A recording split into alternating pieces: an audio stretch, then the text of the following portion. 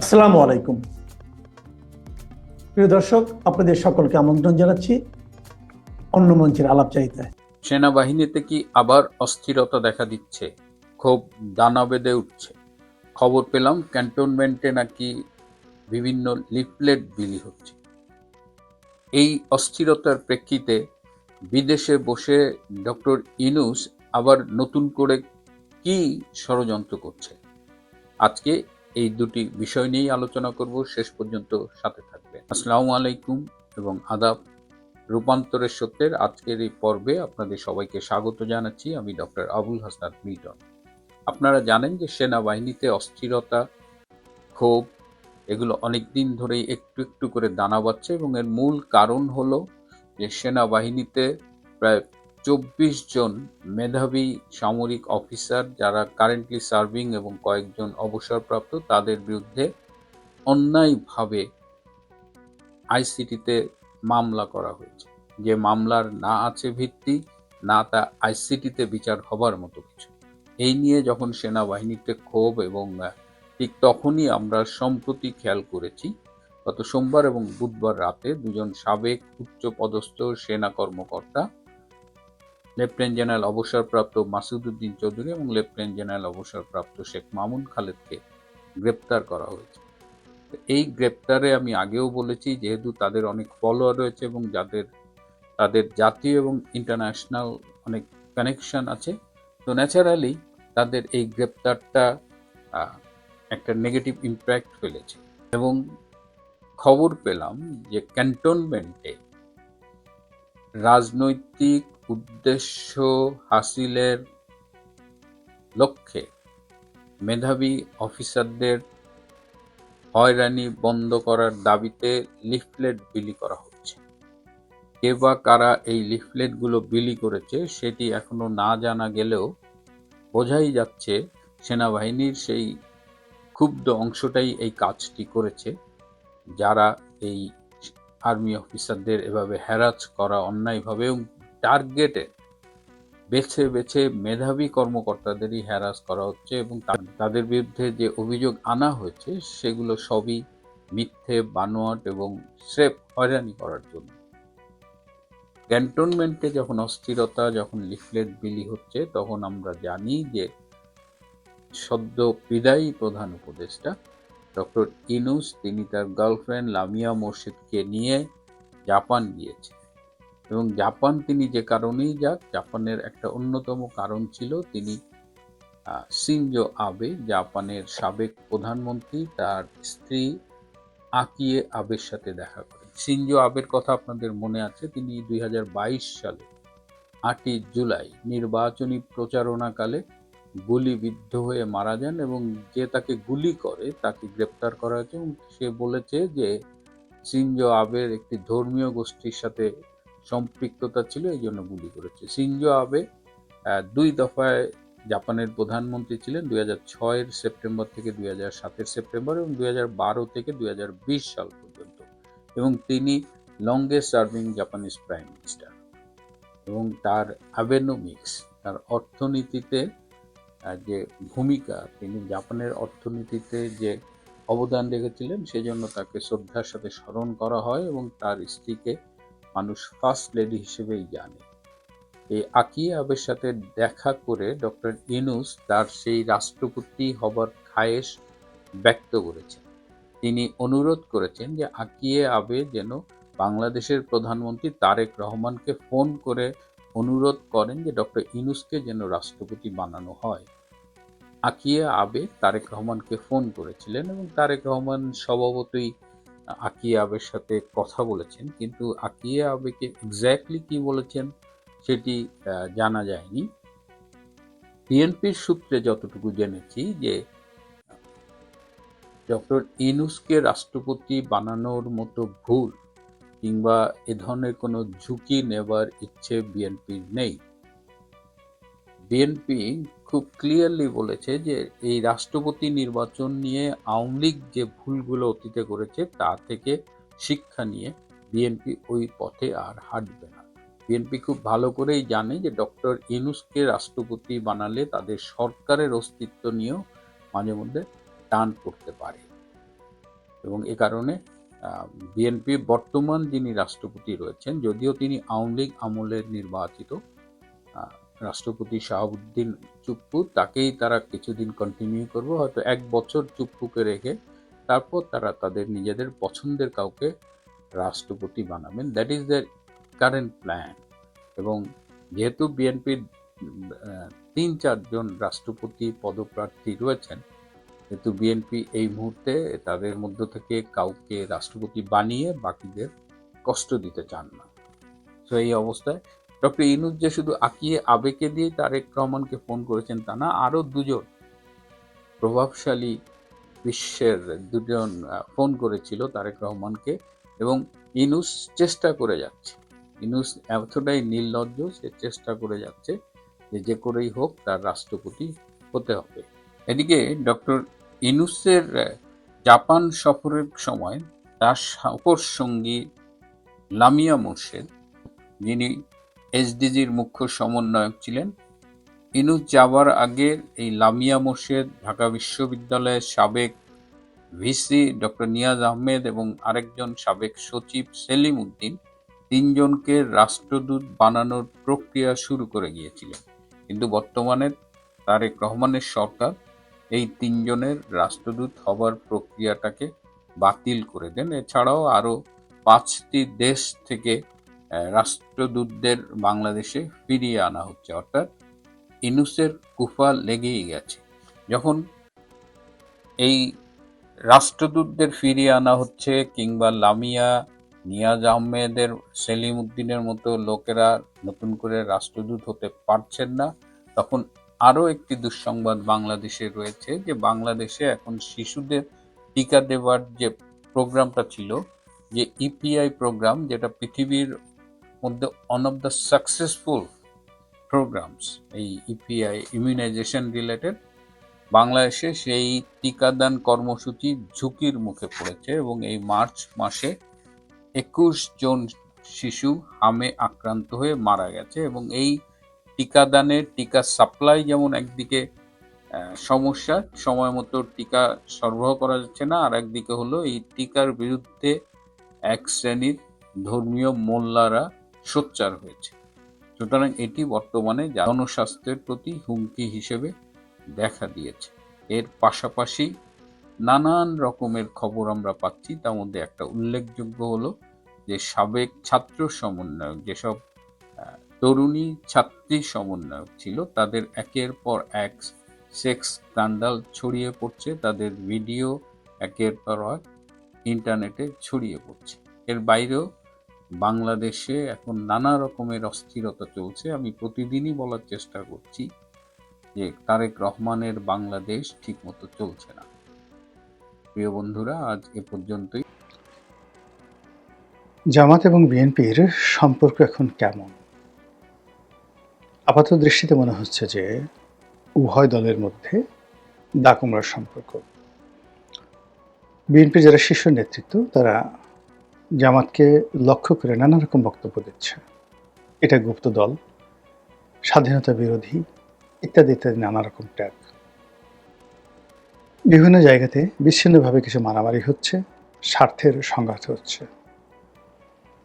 জামাত অনেকগুলো বিষয় নিয়ে বিএনপির সঙ্গে সরাসরি কন্ট্রাডিকশন অ্যান্ড কনফ্লিক্টে যাচ্ছে না, কিন্তু বিএনপির বিরুদ্ধে সংসদে এবং সংসদের বাইরে আন্দোলন এবং লড়াই সংগ্রাম করার জন্য তারা প্রাণান্ত চেষ্টা চালাচ্ছে। দিব্য দৃষ্টিতে, মানে দিনের আলোকে আমরা যেটা দেখতে পাচ্ছি সেটি হলো যে কতগুলো বিষয় নিয়ে বিএনপির সঙ্গে জামাতের এবং বিএনপির সঙ্গে এনসিপির, অথবা বিএনপির সঙ্গে জামাতের যে 11 দলীয় জোট, সেই জোটের কতগুলো মৌলিক মতপার্থক্য দেখা দিয়েছে। জামাত ইতিমধ্যে যে কাজটি করেছে, বিএনপির অত্যন্ত তুখোর এবং বিএনপির নিউক্লিয়াসের যারা একসময় ছিলেন, সেই সমস্ত অনেক মানুষকে তারা নিজেদের দলে নিয়ে নিয়েছেন এবং অনেককে তারা পাইপলাইনে রেখেছেন, যারা বিএনপির কলিজার খবর জানে। এবং তারা যদি বিএনপি সম্পর্কে কথা বলেন, তাহলে সেই কথার কাউন্টার জবাব দেওয়ার মতো লোক এখনো পর্যন্ত বিএনপিতে নাই। এবং ইতিমধ্যে জামাত মেজর আক্তার এবং কর্নেল অলি এই দুজন বীরুত্তম, এই দুজন মানুষকে তাদের দলের মধ্যে নিয়ে বিএনপির বিরুদ্ধে যে সকল কথা আলটিমেটলি মার্কেটে ছেড়ে দিয়েছে, তাতে করে বিএনপির যে মৌলিক যে জায়গা, সেই মৌলিক জায়গাতে আঘাত পড়েছে। কর্নেল অলি যে কথাগুলো বলেছেন, যেটা বিএনপির যে কোনো মানুষের গোস্বা হবে। কর্নেল অলি বলেছেন যে he is the first man, সেনাবাহিনীর পক্ষ থেকে যে প্রথম বলেছিল আই রিভোল্ট বা উই রিভোল্ট, আমি প্রথম 25 তারিখ রাতে ফার্স্ট বিদ্রোহ করেছিলাম। 2 নম্বর হলো, আমি প্রথম বঙ্গবন্ধু শেখ মুজিবুর রহমান যে স্বাধীনতা ঘোষণা করেছেন, এই বক্তব্যটি জিয়াউর রহমানের কাছে আমি বলেছিলাম। 3 নম্বর, লেফটেন্যান্ট কর্নেল জানজোয়ার নির্দেশে, যার ব্যাটালিয়ন কমান্ডার ছিলেন মানে জিয়াউর রহমানের, তো সেই জানজোয়ার নির্দেশে তিনি সোয়াত নামক জাহাজ থেকে অস্ত্র খালাস করতে যাচ্ছিলেন, যে অস্ত্র দিয়ে বাঙালির উপরে অত্যাচার চালানো হবে, যুদ্ধকালীন সময় বাঙালিকে মারা হবে, সেই অস্ত্র খালাস করার দায়িত্ব ছিল জিয়াউর রহমানের। এটা নিয়ে আওয়ামী লীগের লোকজন ঠাট্টা করে। তারা বলে যে জানজোয়া জিয়াউর রহমানকে পাঠিয়েছেন, এই কারণ হলো জানজোয়ার সঙ্গে জিয়াউর রহমানের সম্পর্কটা এত বিশ্বস্ত ছিল যে তিনি কোনো পাকিস্তানি কর্মকর্তাকে না পাঠিয়ে বাংলাদেশে, মানে তার যে সবচেয়ে বিশ্বস্ত লোক জিয়াউর রহমান, তাকে তিনি পাঠিয়েছেন। এবং জিয়াউর রহমান কোনো রকম প্রশ্ন ছাড়া, তিনি কি জানতেন না যে এখানে অস্ত্র খালাস হচ্ছে এবং সেই অস্ত্র ওখানেই হবে, তিনি কোনো রকম প্রশ্ন ছাড়া তিনি সেই অস্ত্র খালাস করতে গেছেন। আর তিনি যখন যাচ্ছিলেন ঠিক সেই সময় মানে কর্নেল অলি তাকে ফেরান, তাকে বলেন যে আপনি যদি ওখানে যান, ওখানে আপনাকে গুলি করে মেরে ফেলবে। কথা আরও আছে যে কথা কর্নেল অলি বলেননি, কিন্তু যেটা বলেছেন এতেই কিন্তু সর্বনাশ। এবং ওখান থেকে যাকে বলা হয় জিয়াউর রহমান আসেন, এসে তিনি সেই 27 তারিখে আবার ওই রিভোল্ট বলেন এবং জানজোয়াকে গৃহবন্দী করেন। এই হলো কাহিনী। এখন বিএনপি আগে থেকে বলে আসছে স্বাধীনতার ঘোষক জিয়াউর রহমান লাউ সালাম, এবং তাদের বক্তব্যটা এরকম, আওয়ামী লীগ কোনো ঘোষণা দেয়নি, বঙ্গবন্ধু কোনো ঘোষণা দেননি, কেউ কোনো ঘোষণা দেননি। 27 তারিখে হোক আর যেই তারিখে হোক, জিয়াউর রহমান ফার্স্ট, তিনি ঘোষণা দিয়েছেন। 2টো ঘোষণা দিয়েছেন। প্রথম ঘোষণা দিয়েছেন রাষ্ট্রপ্রধান রূপে, সরকার প্রধান রূপে, আর দ্বিতীয় ঘোষণা দিয়েছেন শেখ মুজিব বঙ্গবন্ধুর পক্ষে, কিন্তু তিনিই প্রথম দিয়েছেন। তারা যে কথা বলার চেষ্টা করছে যে জিয়াউর রহমানের সেই ভাষণে উজ্জীবিত হয়েই দেশ, জাতি, সামরিক বেসামরিক লোক তারা যুদ্ধ করেছে এবং সবাই ভরসা পেয়েছে। ঠিক এই মৌলিক জায়গাটিতে আওয়ামী লীগ যে আঘাত করার চেষ্টা করেছে, জিয়াউর রহমানকে পাকিস্তানের চর বলেছে, ইত্যাদি ইত্যাদি নানা রকম কথা, এগুলো আসলে বিএনপির আতে ঘা লাগেনি। কিন্তু কর্নেল অলি এবং জামাত যখন প্ল্যাটফর্মে তারা 3টি অকাট্য যুক্তি বলছে যে 25 তারিখে কর্নেল অলি ফার্স্ট ম্যান, তারপরে তিনি ফার্স্ট ম্যান জিয়াউর রহমানকে জানিয়েছেন যে বঙ্গবন্ধু ভাষণ দিয়ে মানে স্বাধীনতা ঘোষণা করেছে, এই হয়েছে, আর থার্ড হলো তিনি তাকে প্রাণে বাঁচিয়েছেন। তো বুঝেন, এই কথা যখন শুনে বিএনপির লোক কলিজা ফেটে যায়, বুক ফেটে যায়, এবং এটা আমরা দৃশ্যমান দেখি বিএনপির সঙ্গে জামাতের এই বিরোধিতা শুরু হয়েছে। অন্যদিকে মেজর আক্তারের মতো মানুষ, একে তো মুক্তিযোদ্ধা, তারপরে খুব ড্যাশিং, তিনিও জামাতের পক্ষে যেভাবে ন্যারেটিভ তৈরি করছেন, যেভাবে বক্তব্য দিচ্ছেন, এবং তরুণ এমপি থেকে শুরু করে জামাতের তরুণ যারা নেতৃত্ব মুক্তিযুদ্ধ করেনি তাদেরকে ট্রেনিং দিচ্ছেন মেজর আক্তার, যা কিনা বিএনপির জন্য বুমেরাং। এবং এই দুজন ব্যক্তির সঙ্গে সামনাসামনি কথা বলার মতো, তাদেরকে চ্যালেঞ্জ জানার মতো বিএনপির কেউ নেই, নো ওয়ান। এমনকি স্বয়ং প্রধানমন্ত্রীও তাদের উপর প্রভাব বিস্তার করতে পারবেন না। এইভাবে জামাত বিএনপির যে রাজনীতি, সেই রাজনীতি প্রকাশ্য রাজপথে দিবালোকে বা দিনের আলোকে মানে কঠোর থেকে কঠোর করে তুলছেন। অন্যদিকে জামাতের যে প্রক্সি সংগঠনগুলো রয়েছে সেই প্রক্সি সংগঠনগুলোর মধ্যে বলা হয়ে থাকে ১ নম্বরে হলো এনসিপি, যেটি কিংস পার্টি রূপে পরিচিত। সেই এনসিপির নেতা আসিফ মাহমুদ সজীব ভুঁইয়াকে দিয়ে এখন যে ডিপ স্টেট থিওরির কথা বলা হচ্ছে, ইট মিনস বিএনপিকে ভয় দেখানো হচ্ছে যে এখনও ডিপ স্টেট আছে, ডিপ স্টেট চলমান। তারা রণে ভঙ্গ দেয়নি, ক্ষান্ত দেয়নি, কৌশলগত কারণে একটু পিছিয়ে এসেছে। এবং আপনি দেখবেন যে আমাদের সমাজে অনেকে ঘুষি মারে। তো যদি আপনাকে খুব জোরে ঘুষি মারতে হয় তাহলে হাত প্রথমে পিছিয়ে নিতে হবে, তারপরে সেই হাতের উপরে শক্তি ভর করে প্রবল বেগে আবার ঘুষি মারতে হবে।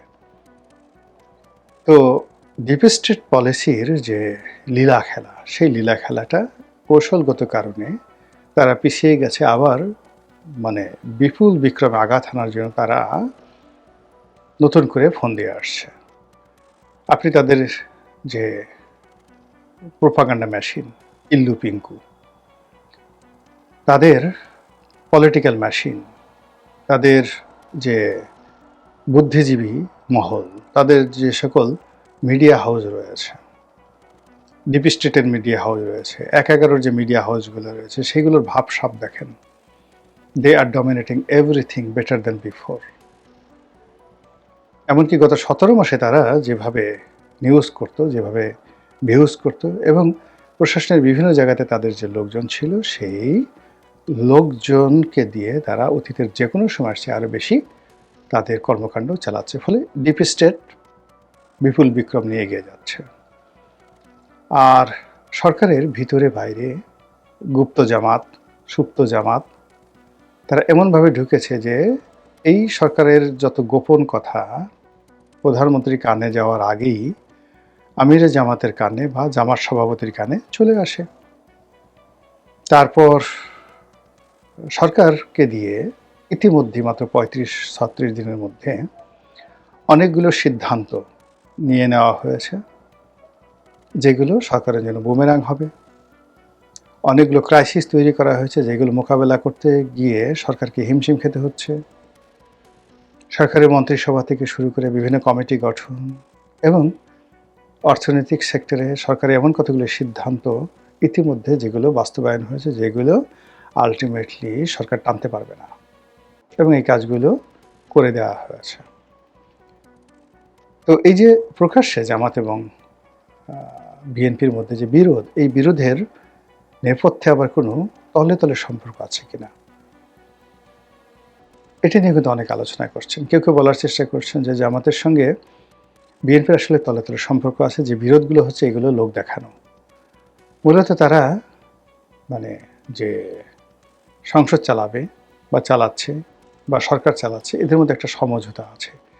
এমনকি যদি তাদের প্রয়োজন পড়ে তাহলে তারা ক্রাইসিস মানে যে কোনো ক্রাইসিস মোকাবেলা করার জন্য প্রয়োজনে জাতীয় সরকার তারা গঠন করতে পারে, অনেকটা বাকশালের মতো করে সবাইকে সেখানে ইনক্লুড করে একটা বৃহত্তর জাতীয় সরকার। কিন্তু যে কোনো মূল্যে বিএনপি চাইবে আগামী ৫টি বছর ক্ষমতায় তারা সাস্টেন করুক।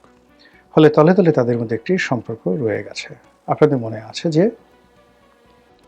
জনাব তারেক রহমান সাহেব যখন নির্বাচিত হলেন তখনও শপথ নেননি বা নিয়েছেন আমি মনে নেই।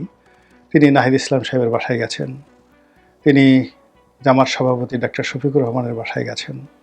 এটা ব্যতিক্রমী, মানে এতটা উদারতা দেখানোর দল বিএনপি নয়, বা এতটা উদার হওয়ার মতো কোনো নজির জনাব তারেক রহমান সাহেবের ইতিহাসে নেই, অতীতে নেই। তো তিনি রাতারাতি এটা কেন করলেন? তার মনে হয়েছে করা উচিত এই সময়টাতে এসে তার ক্যারেক্টারিস্টিক, চরিত্রের, ধ্যান ধারণার, অভ্যাসের বাইরে গিয়ে। এই কারণ হলো তিনি শহীদ প্রেসিডেন্ট জিয়াউর রহমান সাহেবের ছেলে, বেগম খালেদা জিয়ার ছেলে, সেনাপ্রধানের ছেলে ইত্যাদি নানা রকম উপাধির কারণে সবার ঊর্ধ্বে তার মধ্যে একটা আত্মমর্যাদা বোধ আছে। আপনি ইচ্ছা করলে তাকে যেখানে সেখানে নিতে পারেন না। যখন তিনি সেখানে গেছেন, আমরা বলছি যে বাঘ কখন গাছে ওঠে, তো এরকম। তো তিনি যে নাহিদ ইসলামের বাসায় গেছেন বা ডক্টর শফিকুর রহমানের বাসায় গেছেন, এটা উদারতা নয়, এটা হি ওয়াজ অ্যাডভাইস। তাকে কেউ হয়তো পরামর্শ দিয়েছে। অথবা সার্বিক পরিস্থিতি তার মনে হয়েছে যে এই ধরনের একটি কাজ করা উচিত, যাতে করে জনগণ তার সম্পর্কে খুব ভালো ধারণা পোষণ করে। কিন্তু হৃদয়ের অন্তরের অন্তঃস্থল থেকে তিনি সেই কাজগুলো করেননি। এটি তারা সম্পর্কে যারা জানেন তারা খুব ভালোভাবে জানেন, এবং তার সাথে যাদের দীর্ঘদিনের সম্পর্ক তারা খুব ভালো করে জানেন যে তিনি পান থেকে চুন খসলে কীভাবে রিয়্যাক্ট করেন। 2 নম্বর হলো যে তার যখন প্রয়োজন হয় যে কোনো মানুষের কাছে তিনি ছুটে যান, তার সঙ্গে টেলিফোনে কথা বলেন, মেসেজ দেন, আর যখন তার প্রয়োজন শেষ হয়ে যায় তাকে কে পাবে, মানে মুহূর্তের মধ্যে তার কাছাকাছি গিয়ে আবেদন নিবেদন জানাবে, এরকম সুযোগ বাংলাদেশে কারোর হয়নি। আপনাদের মনে আছে যে সেই বিগত নির্বাচনের আগে জেনারেল ইব্রাহিম সাহেবের সঙ্গে তার একটা সাক্ষাৎকার হয়েছিল, কথাবার্তা হয়েছিল ওভার টেলিফোনে, এবং সেখানে সেটা লিক হয়ে যাওয়ার পরে আমরা দেখলাম যে ইব্রাহিম সাহেব বহুবার চেষ্টা করেও তারেক রহমান সাহেবের সঙ্গে তিনি যোগাযোগ করতে পারেননি। এই কথা তিনি বলছিলেন যে আমার প্রয়োজনীয়তা আপনার সঙ্গে কখনো যোগাযোগ করতে পারিনি, আমার বাড়িঘর নিলাম হয়ে যাচ্ছে, আপনার দল করার কারণে আমার সব শেষ হয়ে যাচ্ছে, আমি বাঁচতে পারছি না, আমার ঘর বাড়ি মামলা মোকদ্দমা দিয়ে আমি তছনছ হয়ে গেছি, কিন্তু এই কথাগুলো আপনাকে বলবো, আপনার জোটের শরিক আপনাকে পাচ্ছি না। এই অবস্থা। আপনি পার্থের কথা চিন্তা করেন, আন্দালিল প্রহণ পার্থ, এখন কেউ তাকে খোঁজ নিচ্ছে না, নো ওয়ান। প্রয়োজন শেষ, পার্থ গন আউট। মুস্তাফিজুর রহমান ইরান, একটা সময় তারেক রহমান সাহেবের সাথে খুব ভালো সম্পর্ক ছিল, নেই, নো হায়ার, কোথাও নেই, এরকম অনেকেই। এনিওয়ে, এবং এটার কোনো রিজন নাই। তো সেক্ষেত্রে তারেক রহমান সাহেবের যে অবস্থা, তিনি যদি সবসময় এরকম হতেন যে না একেবারে সেই বাই নেচার তিনি এরকম, তাহলে আলাদা। কিন্তু তার নেচার যারা জানেন তারা তো জানেন যে না, তিনি সহজে ভেঙে পড়ার মানুষ নয়, যেখানে সেখানে যাওয়ার মতো মানুষ নয়। তো এই যে তিনি যে জামাতের সভাপতির বাসায় গেছেন বা এনসিপির সভাপতির বাসায় গেছেন, এটা ম্যাজিক, চমক, মানে এটা উনি হয়তো বাধ্য হয়েছেন, ইচ্ছে করে করেছেন, তারপরে মানুষকে দেখানোর জন্য করেছেন, what ever maybe, he did it. এই কাজগুলো করার ফলে যেটা হচ্ছে যে যা কিছু আমরা দেখছি তা সত্য নয়, এর পেছনে পর্দার আড়ালে নানান রকম খেলাধুলা আছে। আবার অন্যদিকে দেখুন যে অনেক বড় বড় নেতা ঢাকা থেকে গেছেন দিল্লিতে, মানে ইংল্যান্ডে গেছেন, কিন্তু তারেক রহমান সাহেবের বাসায় গেছেন, তার বাসায় দাওয়াত খেয়েছেন। আমরা পলিটিক্যাল যারা লোকজন আছি, আমরা কিছু কেউ হয়ে যে কোনো লোক আমার বাসায় আসুক, আমি তাকে আমার বাসায় নিয়ে যাই, ড্রয়িং রুমে বসাই, বেডরুমে নিয়ে যাই, দুটো ডাল ভাত একসাথে খাই, এটা আমাদের একটা কালচার। বিএনপি যারা নেতৃবৃন্দ গেছেন তারা কে বলতে পারেন বলেন তো একজন যে আমরা লন্ডনে গেছি, দুপুরে তারেক রহমান সাহেবের বাসায় জুবাইদুর রহমান ছিলেন, জাইমা রহমান ছিলেন, আমরা এক টেবিলে বসে দুটো ডাল ভাত খেয়েছি? কেউ বলতে পারবেন? যদি বলতে পারেন আমি সরি বলবো। তাহলে ইট মিনস যে এই জিনিসগুলো হয়নি। তার আপন যারা দলের নেতৃবৃন্দ, যেসব ছবি দেখেছি তারেক রহমান সাহেবের সঙ্গে তাদের কোনো হোটেল দেখা হয়েছে, পাবে দেখা হয়েছে, মসজিদে দেখা হয়েছে, ইত্যাদি ইত্যাদি, কিন্তু ঘরে তাদের যে ডাইনিং টেবিলে, বেডরুমে, তারপর সাথে ড্রয়িং রুমে দেখা হয়েছে, এরকম কোনো ছবি কিন্তু আমরা দেখিনি। তো সেই ক্ষেত্রে বেগম জিয়া যখন ইংল্যান্ডে গেলেন তখন আমিরে জামাত বা জামাতের সভাপতি তিনি সরাসরি বাসায় ঢুকে গেলেন এবং এসে বললেন যে আমি তাকে দেখে আসছি। বোঝার চেষ্টা করুন রিলেশনশিপটা কোন পর্যায়ে, যেখানে আমির খসরু মাহমুদ চৌধুরী, যেখানে অন্যান্য যারা আছেন, ইভেন সালাউদ্দিন সাহেব, তারা এই সুযোগ পাননি, সেখানে জামাতের আমি সোজা কিচেনে চলে গেলেন। সম্পর্কটা আছে না, তলে তলে একটা সম্পর্ক থাকতে পারে, এটা দেখে তাই বোঝায়। আবার পরবর্তীতে দেখা গেল যে জামাতের আমি একবার বললেন যে তারেক রহমান সাহেবের সাথে দেখা করে যে আমরা নিজেরাও যদি বিজয়ী হই, জামাত যদি বিজয়ী হয় আমরা জাতীয় সরকার করব, আর বিএনপি যদি বিজয় হয় তারা যাতে জাতীয় সরকার করে, এই ব্যাপারে আমরা আলাপ আলোচনা করতে গিয়েছিলাম। ফলে কি হলো, বিএনপি এবং জামাতের এই যে সম্পর্কটা, এটা আমরা বিশ্বাসও করতে পারছি না, অবিশ্বাসও করতে পারছি না।